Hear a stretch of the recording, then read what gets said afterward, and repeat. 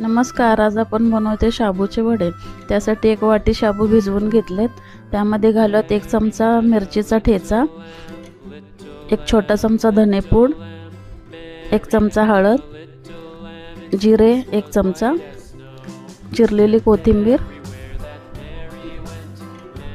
1 उकडून घेतलेला बटाटा खिसून, शेंगदाण्याचं कूट, चवीपुरतं मीठ।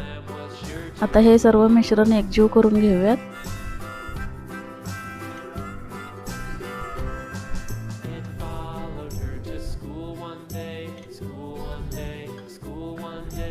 त्याचे असे गोल गोळे करून घेऊयात।